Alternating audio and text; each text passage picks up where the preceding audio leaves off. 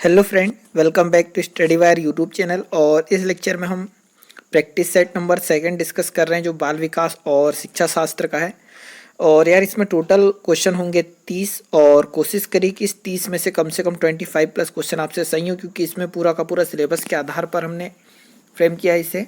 और ये जो पेपर होगा वो सीटेट, एमपीटेट, यूपीटेट मतलब जो भी टेट एग्जाम दे रहे हैं आप उसके सबके लिए इस्तेमाल किया जा सकता है, ठीक है। और जितने भी क्वेश्चन हम लगाएंगे तो कोशिश पहले ये करिए कि आप खुद से पहले क्वेश्चन सॉल्व करिए और वीडियो पॉज करके, और उसके बाद आप मेरे द्वारा दिए गए आंसर से मैच करिए। जितने कम से कम 25 प्लस अगर आपके क्वेश्चन सही हो रहे तो ये समझिए कि आप सिलेक्शन के बहुत करीब है। तो आइए यार लेक्चर स्टार्ट करते हैं। और एक चीज़ और ये कि डेली जो सुबह लेक्चर है ये 7 बजे अपलोड होता है, और कोशिश करें कि उसी टाइम पे देखिए। हम टोटल 16 प्रैक्टिस सेट डिस्कस करेंगे, जिसमें प्रैक्टिस सेट नंबर ये 2 है।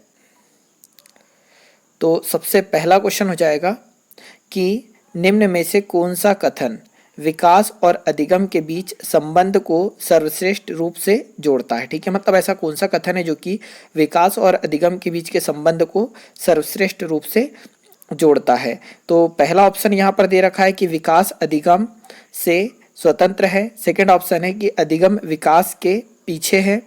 थर्ड है अधिगम और विकास समानार्थक परिभाषित शब्द है। और फोर्थ है अधिगम और विकास एक जटिल तरीके से अंतः संबंधित है, ठीक है। तो ऑप्शन नंबर डी हो जाएगा इसका राइट आंसर, कि हम ये बोल सकते हैं कि अधिगम और विकास एक जटिल तरीके से अंतः संबंधित है।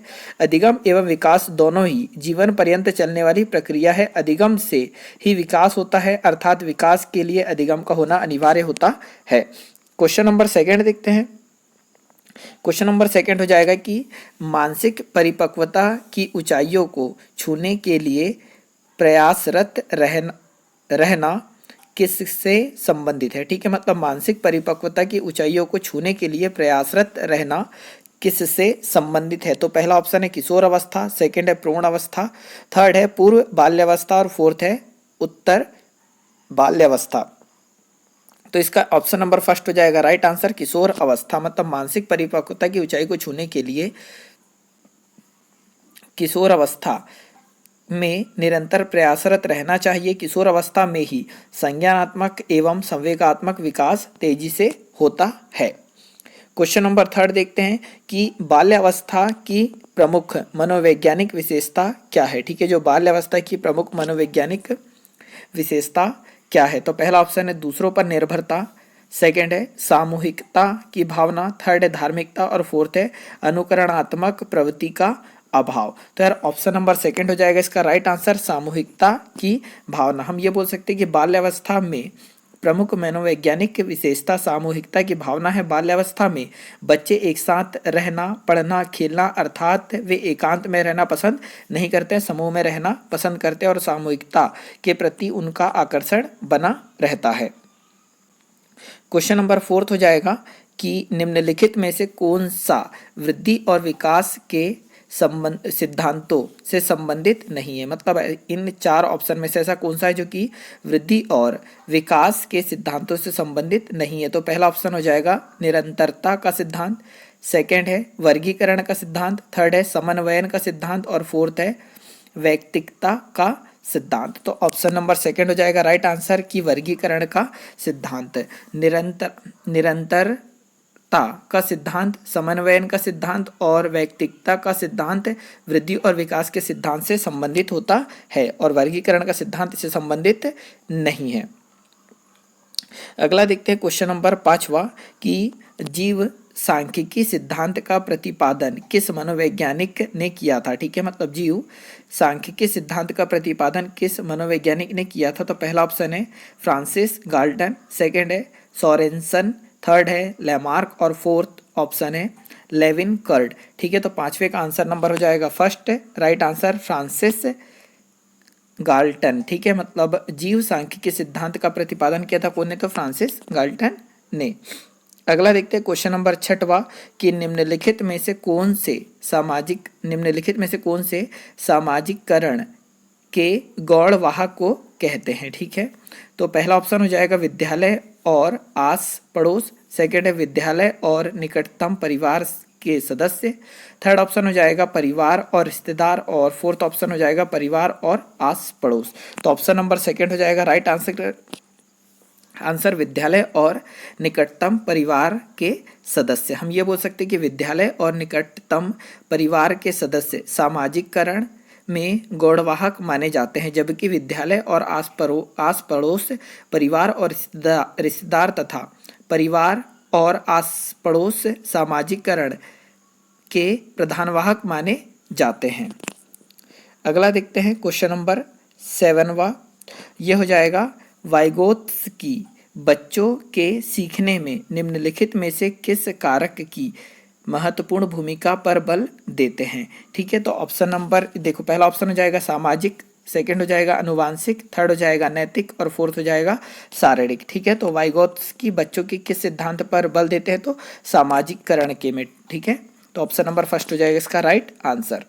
अगला देखते हैं क्वेश्चन नंबर 8वां कि निम्नलिखित कथनों पर विचार कीजिए। ठीक है, जो 3 कथन आपको दिए इन पर विचार करना है। पहला क्वेश्चन यहाँ पर पहला स्टेटमेंट दे रखा है कि बाल केंद्रित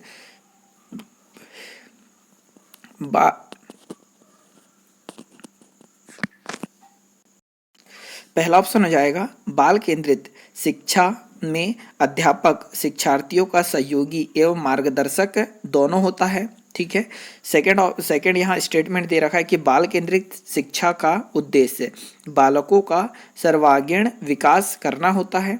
और थर्ड दे रखा है यहाँ बाल केंद्रित शिक्षा में बालकों को व्यवहारिकता एवं सामाजिकता की शिक्षा प्रदान की जाती है। ठीक है, तो आपने ये तीनों स्टेटमेंट पढ़ लिए होंगे, थोड़ा सा वीडियो बैक करके एक बार और पढ़ लीजिए। तो यार इसका ऑप्शन डी हो जाएगा राइट आंसर। उपरोक्त सभी मतलब ये तीनों के तीनों सही है, क्योंकि क्वेश्चन था कि निम्न कथनों पर विचार कीजिए। तो बाल केंद्रित शिक्षा में अध्यापक शिक्षार्थियों का सहयोगी एवं मार्गदर्शक दोनों होता है। बाल केंद्रित शिक्षा का उद्देश्य बालकों का सर्वांगीण विकास करना होता है। और बाल केंद्रित शिक्षा में बालकों को व्यवहारिक एवं सामाजिकता की शिक्षा प्रदान की जाती है। इसीलिए ऑप्शन नंबर डी हो जाएगा राइट आंसर। तीनों के तीनों सही है। क्वेश्चन नंबर 9 हो जाएगा कि स्मिथ ने शिक्षण की त्रिध्रुवीय प्रक्रिया में कार्यवाहक किसे माना है। ठीक है, जो स्मिथ है उनने त्रिध्रुवीय प्रक्रिया है जो शिक्षण की, उसमें कार्यवाहक किसे माना है। तो पहला ऑप्शन हो जाएगा अभिभावक को, सेकंड है शिक्षक, थर्ड ऑप्शन हो जाएगा शिक्षार्थी और फोर्थ हो जाएगा पाठ्यक्रम। ठीक है, तो 9th का ऑप्शन नंबर सेकंड हो जाएगा राइट आंसर शिक्षक। ठीक है, स्मिथ ने शिक्षण की त्रिध्रुवीय प्रक्रिया में शिक्षक को एक कार्यवाहक माना है। शिक्षक बालकों के अधिगम में प्रेरणादायी अभिभावक भूमिका निभाते हैं। क्वेश्चन नंबर 10वां हो जाएगा सुमेलित कीजिए। ठीक है, इधर मनोवैज्ञानिक दिया है और इधर दिया है सिद्धांत। तो अगर हम देखें तो सबसे पहले स्पीयरमैन। ठीक है, स्पीयरमैन ने दिया था कौन सा, द्विकारक सिद्धांत, मतलब पहले का पहले ही होगा। सेकंड है गिलफोर्ड। ठीक है, जो गिलफोर्ड ने दिया था, और ये तीसरा मतलब त्रिआयामी सिद्धांत दिया था। और अगर हम देखें आर.बी. कैटिल ने, ठीक है, आर.बी. कैटिल ने दिया था क्रिस्टलाइज्ड सिद्धांत। ठीक है, और थर्स्टर ने दिया था समूह कारक। मतलब हम ये बोल सकते हैं कि पहले का पहला, दूसरे का तीसरा, मतलब पहले का पहला और दूसरे का हो जाएगा चौथा। मतलब ऑप्शन नंबर सी हो जा रहा है, सॉरी ऑप्शन नंबर फर्स्ट हो जाएगा इसका राइट आंसर। पहले का पहला, दूसरे का तीसरा, तीसरे का चौथा और चौथे का दूसरा। ठीक है, चाहो तो आप एक बार और देख लो। अगला क्वेश्चन देखते हैं, क्वेश्चन नंबर 11वां कि शारीरिक गति, ठीक है, शारीरिक गतिक बुद्धि रखने वाले बच्चे की आंतरिक अवस्था निम्नलिखित में से कौन सी है। ठीक है, जो शारीरिक गतिक बुद्धि रखने वाले बच्चे की आंतरिक अवस्था निम्नलिखित में से कौन सी है। तो पहला ऑप्शन हो जाएगा शल्य चिकित्सक, सेकंड है कवि, थर्ड है वाचक और फोर्थ है नेता। ठीक है, तो 11वें का आंसर हो जाएगा फर्स्ट शल्य चिकित्सा। हम ये बोल सकते हैं कि शारीरिक गति वृद्धि, ठीक है, शारीरिक गति बुद्धि का प्रयोग सूक्ष्म एवं परिष्कृत समन्वयन के साथ शारीरिक गति से संबंधित कार्यों में होता है। शल्य चिकित्सा शारीरिक गति बुद्धि रखने वाले बच्चों की आंतरिक अवस्था है। क्वेश्चन नंबर 12वां देखते हैं कि एक अच्छी पाठ्य पुस्तक हमें किससे बचाती है, ठीक है। जो एक अच्छी पाठ्य पुस्तक होती है वो हमें किससे बचाती है, तो पहला ऑप्शन हो जाएगा लैंगिक समानता, सेकंड है सामाजिक उत्तरदायित्व, थर्ड है लैंगिक पूर्वाग्रह और फोर्थ है लैंगिक संवेदनशीलता, ठीक है। तो जो एक अच्छी पुस्तक होती है वह हमें लैंगिक पूर्वाग्रह से बचाती है, ऑप्शन नंबर सी हो जाएगा राइट आंसर। अगला देखते हैं क्वेश्चन नंबर 13वां कि पढ़ाते समय सामान्य कक्षा में अध्यापक का सर्वाधिक ध्यान किस मनोवैज्ञानिक तथ्य पर होना चाहिए, तो पहला ऑप्शन है शिक्षण तकनीक, सेकंड है शारीरिक क्षमता, थर्ड है व्यक्तिक विभिन्नता और फोर्थ है पारिवारिक स्थिति, ठीक है। तो 13वें का ऑप्शन नंबर सी हो जाएगा राइट आंसर, व्यक्तिक विभिन्नता पर मनोवैज्ञानिक तथ्य पर होना चाहिए शिक्षक को पढ़ाते समय। अगला देखते हैं क्वेश्चन नंबर 14 की सुमेलित कीजिए, ठीक है। तो यार यहाँ देखेंगे तो विश्लेषण डायरेक्ट नीचे से देख लेते हो, तो जो विश्लेषण हो जाएगा विश्लेषण करना, प्रयोग का हो जाएगा प्रयोग करना, और ज्ञान का हो जाएगा याद रखना, और बोध का हो जाएगा समझना, ठीक है। मतलब हम ये बोल सकते हैं कि पहले का चौथा दूसरे का तीसरा, ठीक है। मतलब पहले का चौथा दूसरे का तीसरा, मतलब ऑप्शन नंबर सी हो जाएगा इसका राइट आंसर। अगला देखते हैं यार कि क्वेश्चन नंबर 15वां निम्नलिखित में से कौन सा रचनात्मक आकलन के लिए उचित उपकरण नहीं है, ठीक है। मतलब ऐसा कौन सा जो कि रचनात्मक अवकलन, ठीक है, सॉरी रचनात्मक आकलन के लिए उचित उपकरण नहीं है, तो पहला हो जाएगा मौखिक प्रश्न, सेकंड है सत्र परीक्षा, और थर्ड हो जाएगा प्रश्नोत्तरी और खेल, और फोर्थ हो जाएगा दत्त कार। तो 15वें का आंसर हो जाएगा सेकंड किस सत्र परीक्षा। अगला देखते हैं क्वेश्चन नंबर 16वां कि गिलफोर्ड की सृजनात्मकता के प्रमुख तत्वों में कौन सम्मिलित नहीं है, ठीक है। जो गिलफोर्ड की सृजनात्मकता के प्रमुख तत्वों में कौन सम्मिलित नहीं है, तो पहला ऑप्शन हो जाएगा तत्कालिक स्थिति से परे जाने की योग्यता, सेकंड हो जाएगा अन्य के विचारों में परिवर्तन, और थर्ड हो जाएगा आविष्कारात्मक सृजनात्मकता, और फोर्थ हो जाएगा समस्या की पुनर्व्याख्या, ठीक है। तो क्वेश्चन नंबर 16 का आंसर नंबर हो जाएगा थर्ड की आविष्कारात्मक सृजनात्मकता। तो गिलफोर्ड की सृजनात्मकता की प्रमुख तत्वों में कौन सम्मिलित नहीं, तो आविष्कारात्मक सृजनात्मकता सम्मिलित नहीं है। क्वेश्चन नंबर 17वां हो जाएगा कि एक शिक्षक को अपने विद्यार्थी की क्षमताओं को समझने का प्रयास करना चाहिए, निम्नलिखित में से कौन सा क्षेत्र इस उद्देश्य के साथ समृद्ध है, ठीक है, संबद्ध है। तो पहला हो जाएगा शिक्षा समाजशास्त्र, सेकंड है सामाजिक दर्शन, थर्ड है मीडिया मनोविज्ञान, और फोर्थ है शिक्षा मनोविज्ञान। तो ऑप्शन नंबर डी हो जाएगा राइट आंसर की शिक्षा मनोविज्ञान, कि एक शिक्षक को अपने विद्यार्थियों की क्षमताओं को समझने का प्रयास करना चाहिए, ठीक है। वो भी किसके अंतर्गत आएगा, तो शिक्षा मनोविज्ञान के अंतर्गत। क्वेश्चन नंबर 18वां देख लेते हैं कि 5वीं कक्षा से ऊपर के विद्यार्थियों द्वारा की गई त्रुटि को क्या माना जाना चाहिए, ठीक है। तो पहला ऑप्शन हो जाएगा उनकी अधिगम कुशलता में कमी, सेकंड है उनका अधिगम चरण, थर्ड है उनकी अधिगम अक्षमताएं, और फोर्थ है अधिगम के प्रति उनकी अबोधता, ठीक है। तो 18वें का ऑप्शन नंबर सेकंड हो जाएगा राइट आंसर, उनका अधिगम चरण, ठीक है। अगला देखते हैं क्वेश्चन नंबर 19वां हो जाएगा निम्नलिखित सही सुमेलित कीजिए। तो मूल वृत्ति और संवेग दिए हैं। तो पहला अगर देखें तो हम युयुत्सा, ठीक है। तो जो मूल वृत्ति युयुत्सा का संवेग क्रोध होता है, ठीक है, क्या होता है क्रोध।